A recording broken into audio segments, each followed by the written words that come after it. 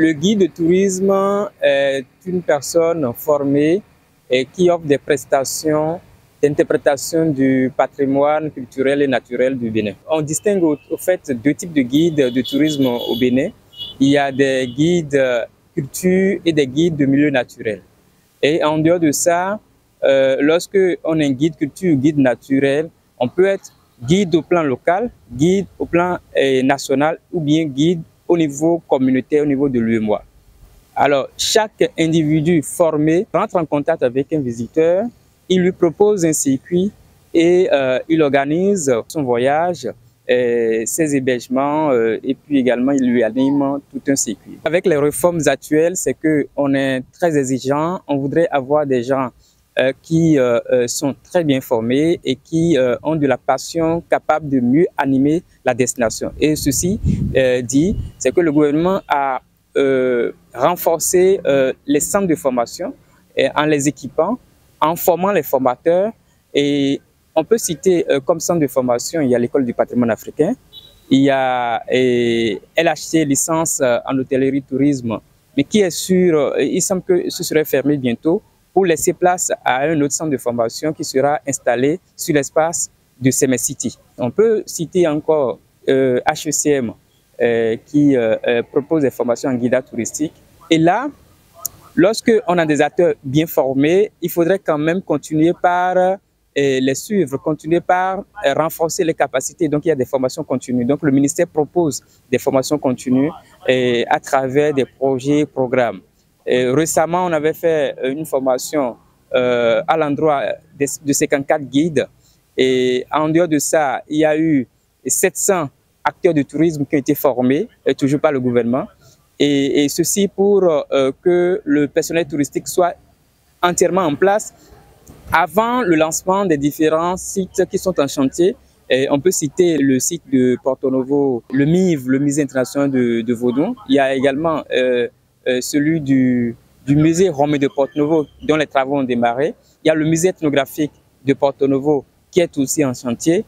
Et puis, quand on se rend à Ouida, on retrouve le MIM, le Musée international de la mémoire et de l'esclavage, sur l'ancien site du fort portugais. Mais qu'on veut transformer, au fait, la dénomination connaîtra un petit changement. Donc, ça va devenir la MAM, la Maison de la Mémoire. Et puis, à Abomey, il y a le MURAD, le Musée des Rois et des Amazones de Dahomey.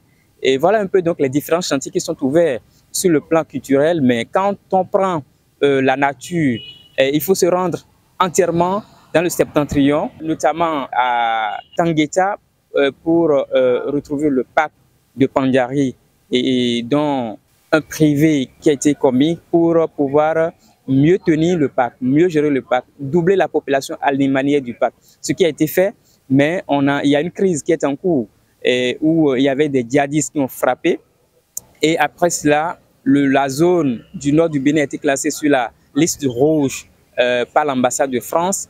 Et donc, on attend toujours que ça soit levé et que les touristes reviennent. Et sinon que l'État a déjà fait ce qu'il faut faire en renforçant la sécurité de cette zone-là. Des militaires ont été positionnés sur des points stratégiques de la zone. Et donc, on peut dire qu'il y a la sécurité actuellement au nord du Bénin. Mais il reste que l'ambassade de France déclare que la zone n'est plus une zone rouge. Simplement ce qu'on attend et que tout ira bien. Je rappelle que je suis secrétaire général de la Fédération nationale des associations de guides de tourisme du Bénin.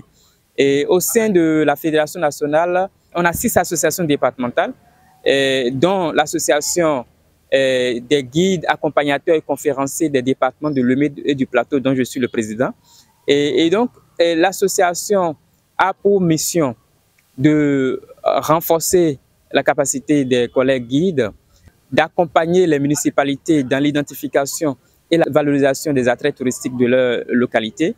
Et c'est ce que nous faisons actuellement avec la commune d'Adjara, où on a identifié un attrait touristique fort important, qui est le cours d'eau qu'on appelle la Rivière Noire, qui aujourd'hui attire un monde important, donc des touristes nationaux, étrangers qui visitent tout le temps cette partie de notre pays. Et On accompagne les communautés dans l'aménagement, dans l'entretien, dans le nettoyage des abords de ce cours d'eau. Et puis, on travaille en relation avec la mairie d'Avrancourt, puisqu'il faut dire que ce cours d'eau est partagé par 2 communes. Donc, il y a la mairie d'Avrancourt, avec qui on a mené des réflexions pour voir comment est-ce que cet attrait touristique va générer de devises pour la caisse de la mairie. Et c'est ainsi qu'on a instauré une petite taxe que les guides payent à la mairie. Et en contrepartie, la mairie pourra apporter des services pour nous, c'est-à-dire que en termes d'entretien, en termes de viabilisation. Donc, il n'y a que récemment, ils ont nettoyé entièrement la voie. Ils ont fait venir un grand engin pour pouvoir nettoyer la voie et rendre plus accessible le site. Il faut dire qu'avec la mairie de Porto-Novo, on travaille également. On a fait quelques réunions avec madame la secrétaire exécutive de la mairie et ceci sous l'autorisation du maire et qui nous a demandé de réfléchir sur comment est-ce qu'on peut tarifier les circuits de la cité.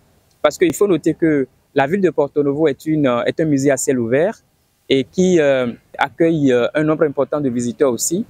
Et donc le centre historique, qui est un espace d'environ 600 hectares de terre, qui est scindé en 3 zones. Il y a le quartier traditionnel, le quartier afro-brésilien, le quartier colonial. Chaque quartier est visité par des visiteurs. Et donc, à leur arrivée, ils circulent. Et donc, tout en circulant déjà, c'est qu'on consomme un produit touristique. Et donc, en contrepartie, il faudrait payer.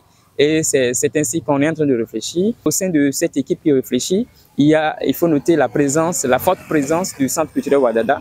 Le Centre culturel Wadada qui a apporté beaucoup à la ville à travers l'aménagement des places, à travers la création des associations au sein desquelles on retrouve les communautés qui elles-mêmes prennent en charge la gestion de leur espace, la gestion de leurs biens. Tous ces acteurs réunis réfléchissent pour pouvoir proposer une tarification digne du nom pour les circuits de la ville. Et donc nous, en tant que membres de l'association départementale des guides accompagnateurs et conférenciers des départements de Lomé du Plateau, nous sommes partie prenante de tout ce qui se fait. En cette journée internationale des guides de tourisme, il faut dire que nous demandons à nos collègues de savoir que le guide n'est pas celui-là qui ne cherche plus à progresser, qui ne cherche plus à apprendre.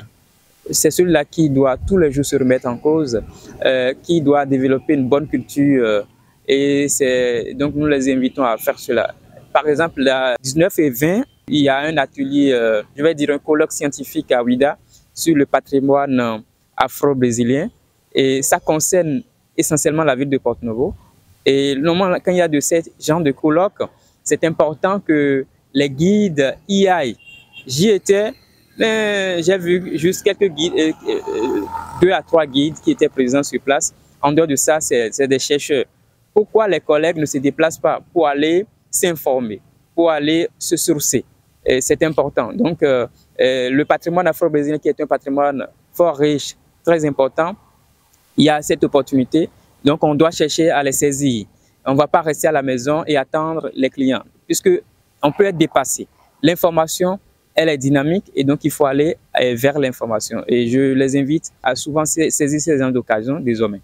En dehors de ça, je m'adresse maintenant à nos autorités pour dire qu'il faudrait nous aider, nous accompagner dans la réglementation de ce métier-là. Parce que oui, le gouvernement dit qu'il veut investir des milliards et on le voit, on voit que le gouvernement est en train de mettre effectivement les milliards.